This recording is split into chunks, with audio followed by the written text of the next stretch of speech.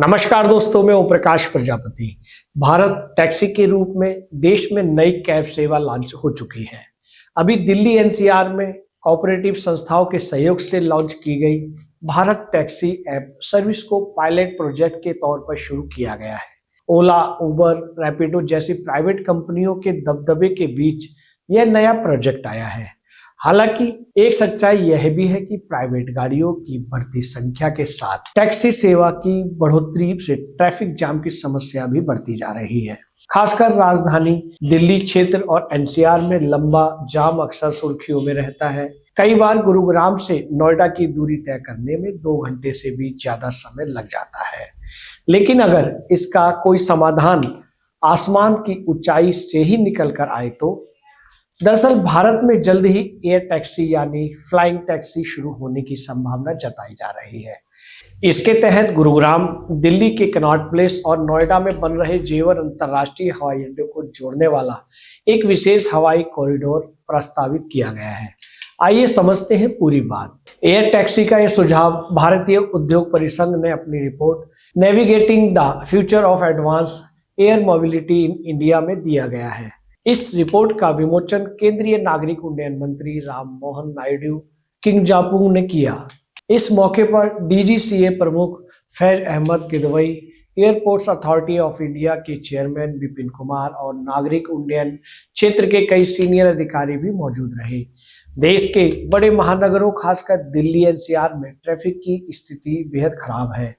शहरी इलाकों में लगातार बढ़ते हुए जाम से निपटने के लिए अधिकारी नए विकल्प तलाश रहे हैं।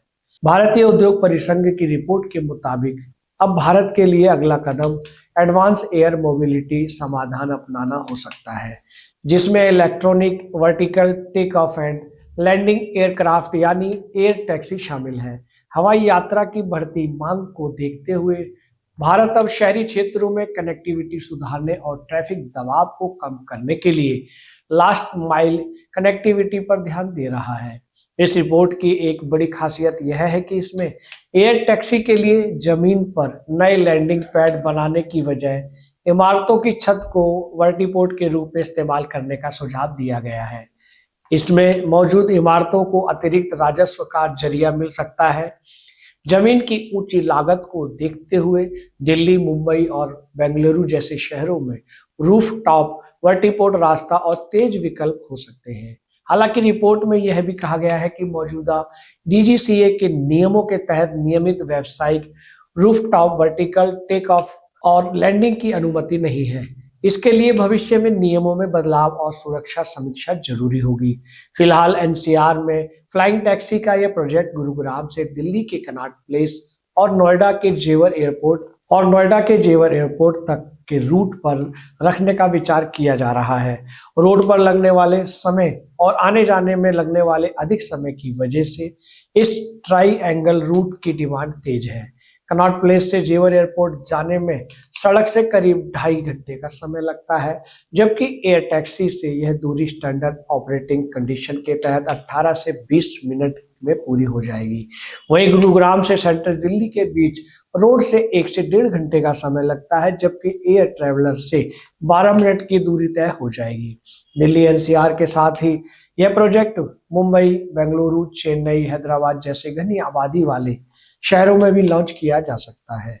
राजधानी दिल्ली में संवेदनशील जगहों को देखते हुए रूट की दूरी बढ़ सकती है। अब Delhi AGI airport, Delhi cantt Lutyens zone के एयर स्पेस को अवॉइड करने के लिए गुरुग्राम से कनॉट प्लेस आने के लिए पंजाबी बाग सिविल लाइन वाला रूट फॉलो किया जा सकता है।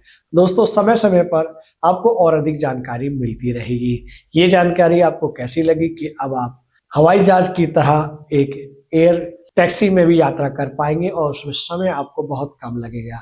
और ये जानकारी आपको कैसी लगी, हमें आपके कमेंट्स इस वीडियो के कमेंट्स बॉक्स में चाहिए। नमस्कार।